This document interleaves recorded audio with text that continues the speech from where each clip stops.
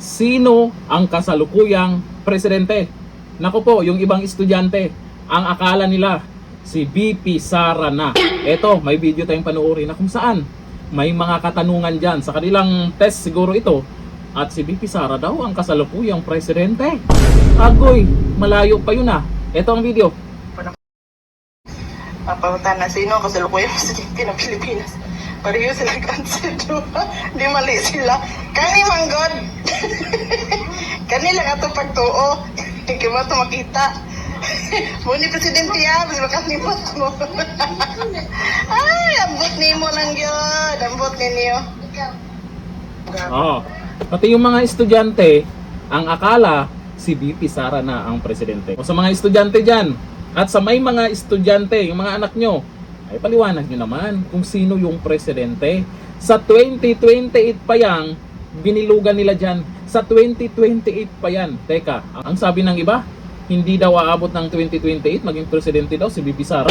May mga hula na rin na ganyan, halos pare-pareha sila ng sinasabi. At viral ang video na to at sinare din po yan ng Zarzuela sa Politika. Hindi naman siguro mahirap na ilabas yung medical bulletin ng ating Pangulo para sa mga nag-alala ba? Kasi may mga kumakalat, di ba? May mga medical records na ganun daw. Eh, ilabas nyo kung ano yung katotohanan, kung hindi totoo yun.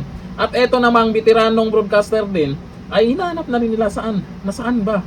Eh, akalain mo ha, estudyante, si VP Sara na ang alam nilang kasalukuyang presidente. O ayon dito sa balita, nasaan ang medical bulletin ni PBBM? Mariing kinu-question ng veteranong broadcaster na si Jason Sa kung bakit hanggang ngayon ay wala pa ring inilalabas na medical bulletin ang Malacanang kaugnay sa kalagayan ng kalusugan ni Pangulong Ferdinand Marcos Jr. sa kabila ng patuloy na usapin at pag-alala ng publiko. Opo, nag-alala lang naman ang karamihan. Kaya maraming nagtatanong, totoo ba na may mga kumakalat ngayon na balita na ganun yung nangyari? May kumakalat ngayon na medical records na ganun daw. Tapos sasabihin lang nila, ay hindi totoo yun. Ilabas yung totoo.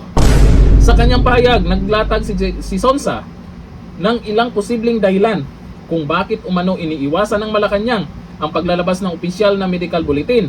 Ayon sa kanya, maaaring totoong may karamdaman ang Pangulo at pinangambahan ng nasa paligid nito ang pagiging epekto sa kanyang imahe kapag nalaman ng publiko ang tunay na kalagayan.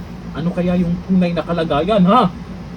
Una, totoong may sakit ang presidente at takot silang malaman ng publiko na may karamdaman ang Pangulo dahil makakasira ito sa imahe ni Bongbong. Ikalawa, iginiit ni Sonsa na posibleng malubha ang kondisyon ng Pangulo at ayaw umanong mangyari na pansamantalang manungkulan ang Vice Presidente habang magpapagaling ang Pangulo. Dapat nga ngayon pa lang eh. Di ba? Kasi may mga dapat na nandyan yung Pangulo pero absent eh. Pero ando naman si Recto. Eh dapat si VP Sara yung nandyan, di ba? Ayaw nilang malaman ng publiko na malubha ang kalagayan ng Pangulo at ayaw nilang manungkulan muna pansamantala ang Vice Presidente habang ginagamot at nagpapagaling ang Presidente. Pinakamabigat ang ikatlong punto na inilatag ni Sonsa kung saan iniugnay niya ang umano'y pagtatago ng tunay na kalagayan ng Pangulo sa mas malalim na aligasyon laban sa mga taong nakapaligid dito.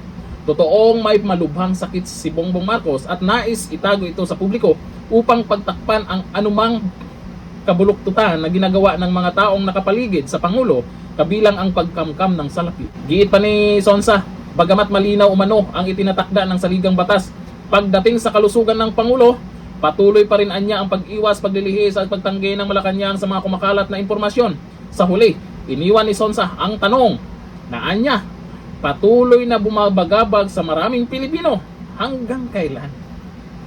Kasi may mga lumalabas na balita ay matagal-tagal bago makarecover. Yung mga nag-iingay lang naman ngayon, naghahanap sa ating Pangulo, mga nagko-comment dyan, may mga nagre-react kasi, tawa-tawa na eh. Kaya itong si Auntie Claire medyo nagre-react na rin dyan kasi tumatawa sila dahil sa kalagayan ng ating Pangulo. Inamin naman na may sakit. Yun nga lang, ang duda ng iba, baka daw mas malala yan. Ilabas na kasi yung medical bulletin ng Pangulo para alam ng lahat kung ano talaga ang kalagayan niya ngayon. Kasi pwede namang sabihin lang nila na okay ang Pangulo, pumayat lang dahil sabaw yung kinakain daw yung sabaw. Hinihigop yun. Ano naman kayo? Nag-alala lang naman. Kami naman, nag-alala lang din kami. Auntie Claire, ilabas nyo na ang medical bulletin. Yung galing mismo sa kanyang doktor, hindi yung sasabihin mo sabi ng Pangulo. Tapos may mga video na lumalabas na yung Pangulo yung nagsasabi, talaga naman. Yung doktor, di ba? Kasi yung mga doktor na yan, hindi basta-basta o hindi talaga basta-basta pwedeng magsinungaling yan kung ano yung kalagayan ng kanyang pasyente.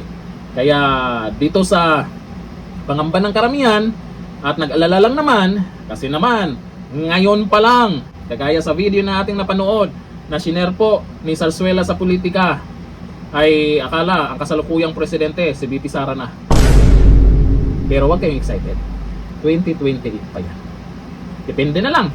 Pag masyadong agahan, daming kabahan. Unang-una, yung mga buhaya, magtatago yan. Hanggang dito lang. Thank you. Bye-bye.